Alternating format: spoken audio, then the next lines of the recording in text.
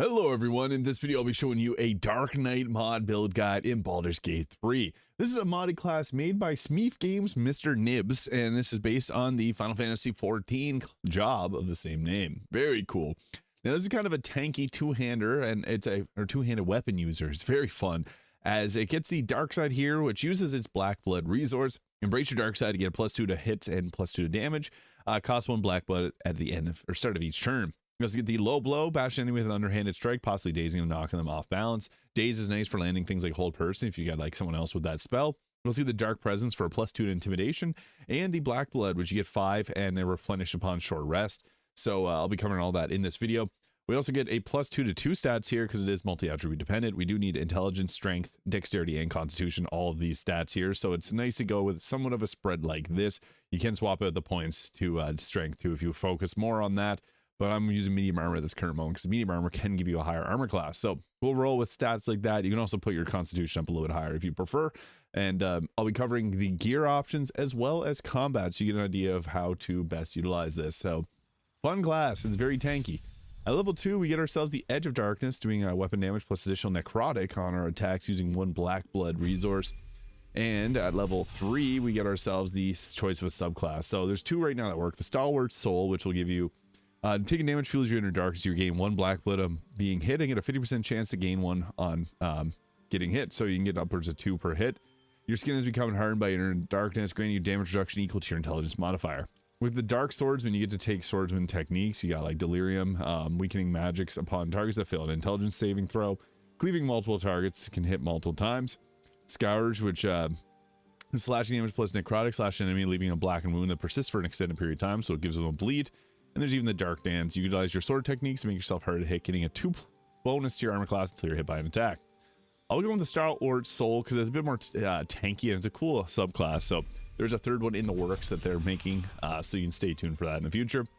Now we get at level 4, Shadow Stride, which uses Shadow Stride charge, teleport up to 30 meters as a bonus action, or 30 feet as a bonus action. It's really nice to have. Now for our stats, there's a few ways we can go about it. We can go with an increase to our intelligence there, or to our dexterity. Whatever you're going to be using for your main hand weapon attacks, go with an increase to that. So dexterity also gives increased armor class and initiative depending on the armor you're using. At level 5, we get the extra attack, and we get the Edge of Darkness, increased necrotic damage on that. So this uses our black blood charges again. We get a Dark Knight swordsmanship, so we get to choose a weapon skill here. So there's Siphon Strike, so we can use this to steal an essence from an enemy and siphons life force on a black blood hit, giving you some of your black bloods back. The Soul Eater, siphon off an enemy's life force and healing you for 1d4 plus intelligence modifier. Power Slash, which gives you slash a target, forcing them to attack you until the end of their turn. So basically gives them the goading attack from the bear, from the battle, or not the battle master, from the beast master ranger. And then there's also the Hard Slash, slash an enemy, open them up for further damage, making them take bleed damage. So I think it's good if you want to keep your black blood flowing, you can go with this attack here to give yourself black blood back, or you can go with this one here to give yourself some heals. So both of these are pretty solid choices. So we're going to go with the Soul Eater there for some healing. And once we make our way to level 6, we get a subclass feature Reprisal. Spend 1 black blood to counterattack melee attackers and reduce their outgoing damage by your intelligence modifier until the end of their turn. And we also get the Abyssal Drain, which is 48 damage. Rend the flesh of units within an area. Healing for that does not, those that do not succeed on their saving throw. Big heals, very nice. Makes you even tankier. At level 7, we get class features Enhanced Black Blood and get him 5 additional. See in the dark up to 24 meters. Your darkness surges with entropic power. You ignore necrotic resistance, and you get the Stalwart Dark Side, giving that +2 bonus to hit and damage. And healing 1d4 at the start of each turn, uses 1 black blood. So we always pretty much want to be in that form there for the extra healing that we get. At level 8, we get an extra attack again. And we also get the Edge of Darkness going up to a 3d8 this time, now ignoring resistance. And we can always add in some of these attacks that's going to replenish our abilities here, or black blood. So we could go with the Siphon Strike. I like the Power Slash though, because it compels the enemy to attack you, which is super useful if you want to play as a tank role. And for this, we'll go with an increase to the stat we're using for, I'm using dexterity for this, but you could also go with a increase to your strength there.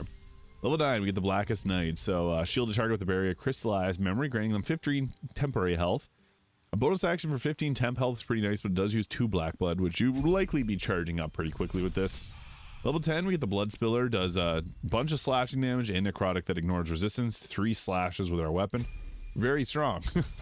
And at level 11, we get ourselves another feat here, so you could go with the increase there. I like the alert feat for +5 initiative. You could also go with the Savage Attack and reroll your damage die, or the Great Weapon Master, if you want to use a two-handed weapon. So, got a lot of choices there. And at level 12, we get the Dark Mind. Your connection to the inner darkness makes you particularly resistant to magical effects, granting you advantage on saving throws against magical effects. And the Dark Force. Bathe yourself and your allies in dark magic that disrupts incoming harm, reducing the damage affected allies receive by all sources by half for 3 turns. Pretty effective as a tank. As for gear, I like to go with high armor class, so the Helm of Baldur is going to be a good one to go with late game.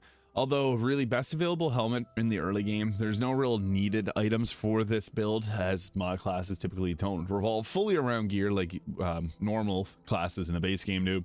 Mask Soul Perception is another good choice, but find your best available. You can even use the Intelligence Circlet early game to dump your other stats. I also went with the Cloak Protection. Armor of Agility, this gives us 26 armor class. If we go with like a heavier armor, like the Armor of Persistence, it actually gives us a lower armor class due to our higher dexterity. So I found this to be the best because it also gives us some stealth-based options because this doesn't mess up with our stealth, and it gives us +2 to saving throws. Helldust Gloves for better spell attack, or spell save DC, and additional fire damage on our attacks. Gloves, again, best available, and evasive shoes for better armor class. I went with the Sword of Chaos, though, because this gives us health points back on our attacks, which I think fits thematically well here. It also gets necrotic damage, so that it ignores resistance. I went the Killer Sweetheart for next critical hit. Next attack will become critical. Ring of Protection and Amulet of Greater Health alongside the Hellrider for that +3 to initiative, giving us 26 armor class, which is pretty solid. Not the best, but it's good. And I'll be showing off how to utilize this in combat here. So getting ourselves into combat, it's a good idea to get into our Stalwart Dark Side right away, so we can go ahead with that, giving ourselves that bonus.